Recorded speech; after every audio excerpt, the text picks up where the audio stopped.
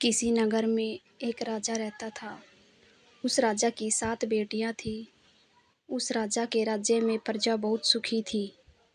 उन्होंने कहा कि राज्य में प्रजा को कोई सेवा नहीं मिली।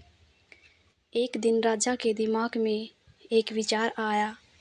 राजा ने अपनी 7 बेटियों को बुलाया और अपनी सभी बेटियों से पूछा, बताओ तुम लोग किसका दिखावा हो?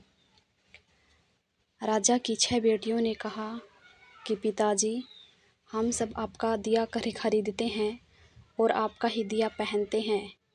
राजा की 7वीं बेटी, जो कि सबसे छोटी थी, उसने अपने पिता से कहा कि पिताजी, मैं तो भगवान का दिया खाती हूँ।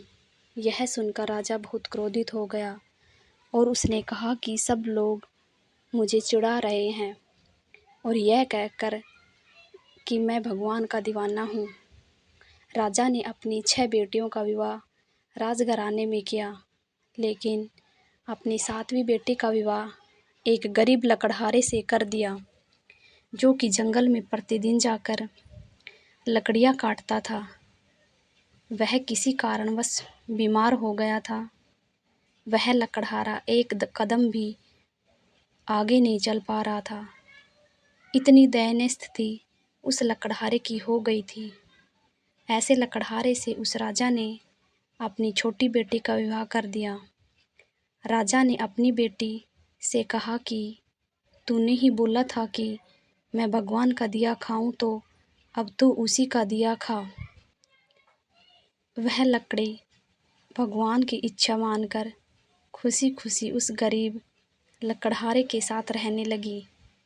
वह लड़की प्रतिदिन जंगल से लकड़ियाँ काटकर बाजार में बेचती है तथा उससे जो पैसे मिलते हैं, उस पैसे से अपने पति के लिए दवाइयाँ तथा खाने के सामान के साथ साथ दूध भी लेकर आती है। लकड़हारे की पत्नी ने उसी जंगल में एक कुटिया बना लिया तथा उसी कुटिया में प्यारे लोग रहने लगे। लकड़हारे की पत्नी बहुत दयावान थी। उसी कुटिया के बगल में एक नाग का जोड़ा रहता था। लकड़हारे की पत्नी सुबह एक मुश्त दूध लेकर वहाँ नाग के बिल के पास रख देती है।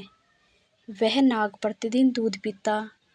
वह नाग कोई मामूली नाग नहीं था, बल्कि इच्छाधारी सांप था। एक दिन उस नाग ने सोचा कि यह लड़की तो बहुत दयालु है और गरीब है, क्यों न इसकी मदद कर दी जाए। एक दिन उस नाग ने लकड़हारे की पत्नी के सपने में आकर कहा कि बेटी, जिस स्थान पर तुम दूध का कटोरा खोदोगी, वहाँ पर तुम गन्ना खोदना। उसकी बहुत सारी संपत्ति होगी।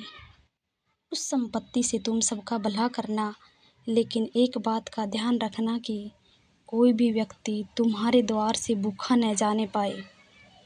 लकड़हारे की पत्नी सुबह सुबह जिस स्थान पर रहती थी, वहाँ नाग का जोड़ा उसे खोदना शुरू कर देता था। उसकी पूरी तकदीर बदलकर उसे इतना सोना मिल गया कि उस धन से उसने एक महल बनवा दिया।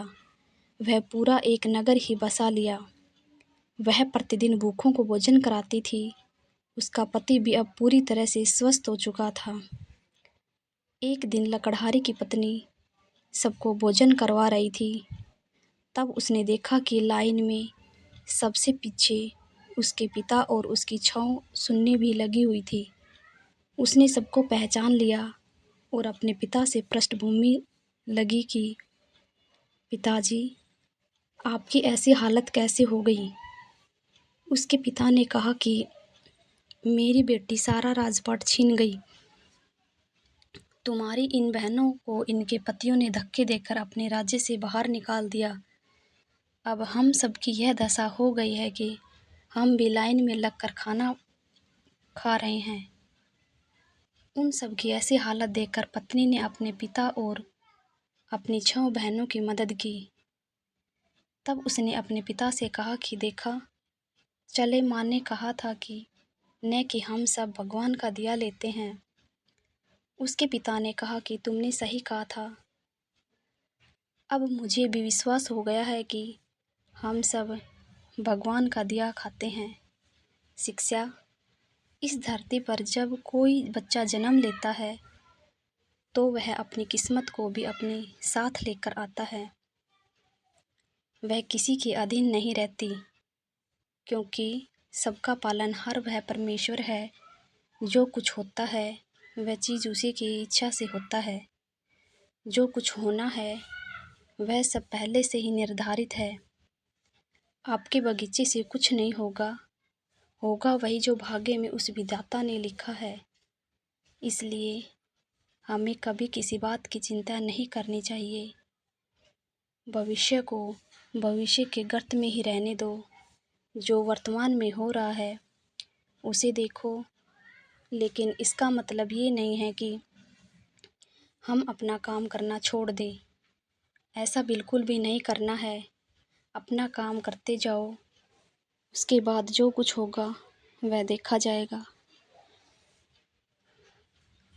अगर आपको मेरी वीडियो पसंद आई है तो प्लीज़ मेरे चैनल को लाइक, सब्सक्राइब और शेयर करना ना भूलें। Thank you.